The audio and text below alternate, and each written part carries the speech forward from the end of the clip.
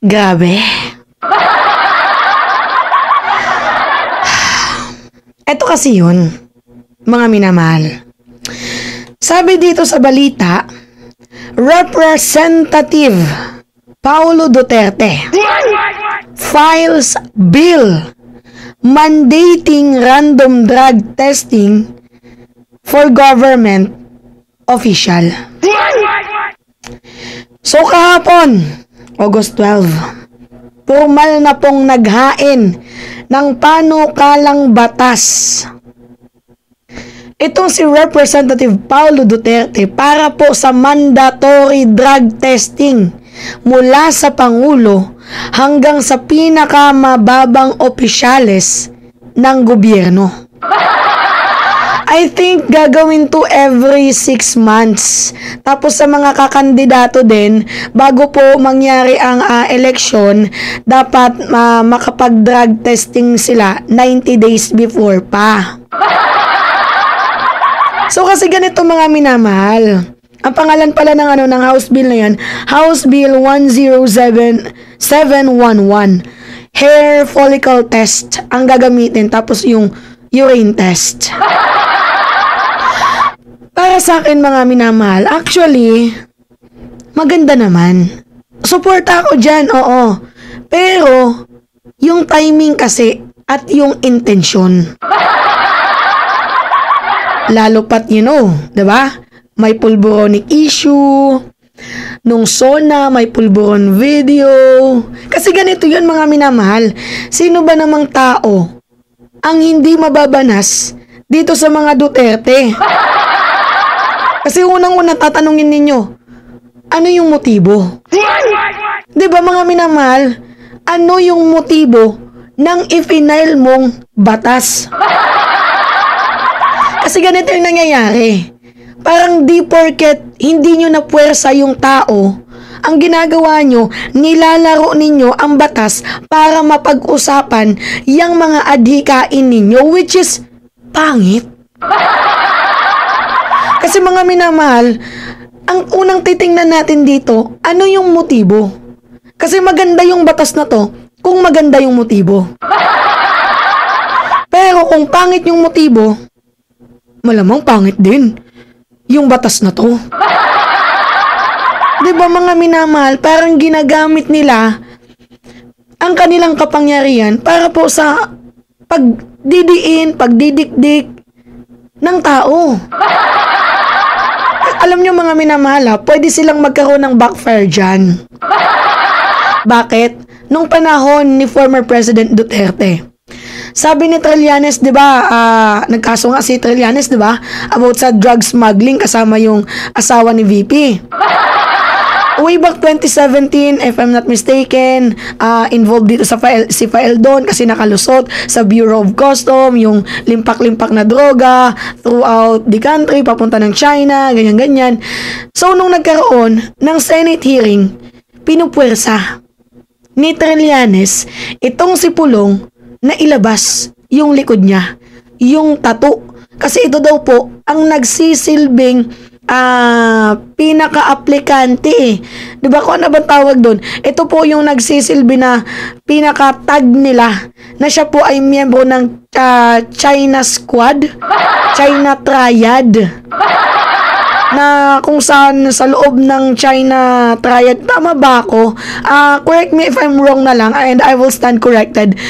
Yung Triad na yun, na kung saan ito po ay mga malalaking taong sindikato. Nung nagkaroon ng Senate hearing about sa issue na yun, sa drug smuggling, pinwersa ka ni Trillanes na ilabas yung tattoo mo sa likod. Anong ginawa mo? Nirefuse mo. Nirefuse mo yun. Tapos ngayon, kay PBBM. Kaya nga sabi ko nga sa inyo, pwedeng magkaroon ng backfire dito sila eh. Kasi ngayon si PBBM na, inaakusahan ninyo, na adik, bangag, tumitira ng cocaine, hindi nyo mapuwersa na magpa-drug test. Hindi nila mapuwersa so that ang ginagawa nila, nilalaro nila ang batas. Now you know, yung feelings ni Trillanes, alam mo na. Para sa akin mga minamahal, wala naman talagang problema to be exact. Kung yung motibo at layunin ng panukalang ito ay maganda. Kaso kung yung layunin ng panukalang ito is mang-asar, mambaboy, dapat sana kasi noon pa nyo to ginawa. Hindi, mga minamahal, nung panahon na si Digong ang presidente, alam ni Digong na adik daw. Itong si PBBM, kasi nung panahon ng eleksyon, sinasabihan niya na merong isang kumakandidatong presidente na nagkukukin. And it turns out, nung nagkaroon ng prayer rally, January 28 sa Davao, ang tinutukoy niya ay si PBBM. So, alam mo na palang adik. Tapos itinande mo pa sa anak mo. Alam mo na palang adik, dapat sana ikaw, Pulong, tama ba? Vice Governor ba? Si Pulong nung time na presidente yung kanyang ama or governor na talaga siya or congressman, I don't know. Pero 'di ba mga minamahal, dapat noon nyo pa ito final itong bill na to. Or pwede ka namang mag-wait. 'Di ba? Ng 2028 kung manalo yung kapatid mo na si Sara Duterte. Yung timing kasi mga minamahal. Tingnan nyo noon, yung SIM Card Registration Act. Panahon ng 1997, panukala yan ni Tito Sen, if I'm not mistaken. Hindi na-approve, diba? Hindi siya na-approve. Bakit? Kasi hindi pa napapanahon. Konti pa lang naman yung mga cellphone noon. Tapos ngayon na syempre, laganap na yung scamming. Kaya ipinatupad yung batas na yun. So yung punto natin kasi dito mga minamahal is yung timing. 'Di ba? Pangit yung pagkapasok ng timing sa ipinatupad mong bill, ipinatupad mong batas. Malaking kabulshitan to, Pulong. Sobrang laking bullshit. I think maawa ka sa sarili mo. Hindi sa totoo lang, dapat maawa ka sa sarili mo kasi ang lumalabas dito, nagmumukha kang desperado. Ito yung balita, panoodin natin mga minamahal. Wait lang. Ito. Iginagalang ng tinaguriang Young Guns ng House of Representatives ang karapatan ni Davao City Representative Paulo Pulong Duterte na maghain ng panukalang batas sa Kamara. Kahapon ang i-file ni Congressman Duterte ang House Bill No. 10744 na naglalayong amyendahan ng Comprehensive Dangerous Drugs Act of 2002 at gawing mandatory ang pagsasailalim sa random drug testing ng mga naihalal at itinalagang opisyal ng gobyerno. Sakop ng panukala ang presidente ng bansa. Wait lang, maputol natin. Kung seryoso ka sa batas na ito, para sa akin kung seryoso ka sa batas na to na hair follicle test and urine test, kahit hindi ka pa nag-file ng bill na to, inunahan mo na sana. Magpa-hair follicle test and urine test ka, dapat noon pa. Kung gusto mong unahan, kung gusto mong i-pursue itong bill na to. Bago ka sana nagsampa ng bill na to, dapat naka-hair follicle and urine test ka na. Paano namin masasabing seryoso ka? Hindi mo nga in-apply sa sarili mo. 'Di ba? Oh. Iminumungkahing gawin ito tuwing ika-6 na buwan sa pamamagitan ng hair follicle drug test at urine drug test. Kasama rin dito ang mga aplikante sa driver's license. Nakasaad din sa panukala ang pag-institutionalize sa voluntary random drug testing sa mga kakandidato 70 araw bago ang halalan. Pahayag ng mga kongresista, hindi dapat personal na agenda at politika ang layunin ng isang see? Nakikita agad ng mga mambabatas na yung ifinail mong batas ay for personal reason or your hidden agenda.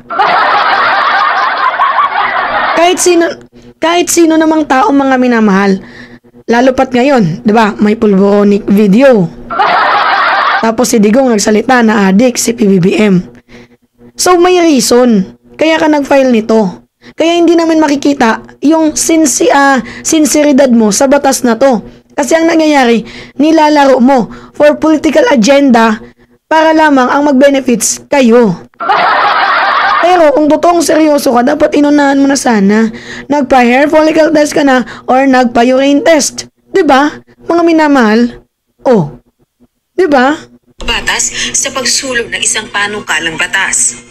We hope na lang to see that there should be less amounts of personal agendas in the filing of bills and more towards the vision of a better country. Sa kabila nito, nagpahayag naman ng suporta ang ilang kongresista kaugnay ng panukalang drug testing sa mga opisyal ng gobyerno, lalo na dapat matiyak na malinaw ang pag-iisip ng mga namumuno sa pamahalaan. Tama. Should we see in the committee that it passes that, I see nothing wrong with the bill and we will definitely support it. In fact, perhaps we could even explore expanding it, not just to public officials, maybe to certain... Actually, may punto din naman. Kahit nga din naman ako, 'di ba? In the first place, suportado ko ang bill. Kaso, yung timing, hindi. Maybe, not now. 'Di ba? Hindi ngayon. Suporta natin itong bill na to, pero hindi ngayon. Kasi guys, ang nangyayari dito, nahaluan ng political agenda. Nang dahil side 1, pwede mo tong ipasa itong bill na to once na matapos ang presidency ni PBBM, if ever man na maging presidente, yung kapatid mong si Sara Duterte kung manalo. Or kung sino pa man ang mananalong presidente sa 2028 election, then pwede mong i-file itong bill na to. Pero ngayon, pag ngayon kasi nananatili na for hidden agenda, personal reason, 'di ba? Name-personal kayo. Pwedeng ganun yun. Pero ako, sa totoo lang, suporta ko tong bill na to dahil tama nga naman. Dapat, bago sumabak ang isang politician bilang maglilingkod sa Pilipino, dapat siguraduhin natin na hindi nag-a-addict. Pero kasi yung timing nga dito, mga minamahal. Hoy, si PBBM bago naging presidente yan, nagpa-drug test yan. Kaya wag kayong mema tong mga nagko-comment na to, no? 'Di ba? Oh. All of government, maybe vloggers, para clear na rin yung sinasabi nila that they're also of some... Vloggers. Wait nyo, si Mima, pag pumunta ng Manila, magpapa-drug test din ako. Mind and sound body. Lahat na. Suportahan ko pa. Gusto niya co-author pa ako. I mean, wala namang masama sa gusto ni Congressman Duterte. Kailangan lang sa sarili niya ay may pagtanggol niya yung panukalang batas na ito at kung bakit niya ito gusto. Tama. Kasi bago pa po kami makasuporta, kailangan dumaan muna sa komite. Samantala, questionable naman para sa isang makabayang Black Solon ang timing ng paghahain ng panukala. Yan nga. Yan lagi yung mga distractions nila eh. Kapag naiipit sila, lalo na nandyan ang ICC para tumulong sa Pilipinas para mabigyan ng hustisya yung mga maraming namatay, distractions nila to. Kung hindi man yung red tagging, ay mag-hype up na naman ng kanilang hindi umuubra na approach dun sa drug problem. Sa ilalim ng panukala ni Congressman Duterte, sino mang mapatunayang positibo sa paggamit ng iligal na droga ay papatawan ng kasong administratibo at posibleng masuspindi o mapatalsik sa pwesto. Rosa Licuz, UNTV News. Sabi ko nga sa inyo mga minamahal, unang-una, ako kasi yung tipo ng tao na kahit sabihin pa natin na hindi kita gusto, as long as tama yung ginagawa mo, susuportahan kita. Pero kasi ang nangyayari, yung timing nga, mali yung pagpasok ng timing sa batas na ipinapagawa mo. Maybe tama si Raul Manuel na ipit kayo, kaya nyo ginagawa ito. Pero ang tanong mga minamahal, uusad ba to? Malamang sa alamang, hindi. Kasi hindi napapanahon yung timing. Yung timing kasi yung tinitingnan natin dito. Kasi kung noon pa, prosigido kayo, dapat noon nyo pa ito ginawa. Totoo yan, dapat noon nyo pa ito ginawa. Hindi ngayon na kung saan nagkakaroon na kayo ng hidwaan at ng awayan. Dinamay nyo pa yung mga Pilipino. Ang nakakalungkot dito, once na nagpasa ka ng batas, gagastusan niya ng gobyerno. Really? Gusto mong mag-aksaya ng pera ang gobyerno para sa batas mo na para sa pansariling kapakanan lamang ninyo? Pangit yun. Huwag ganun. Anyway, ayun guys. It's me again, si Mima Alicia nyo, at nagbabalik ulit para sa ating panibagong video.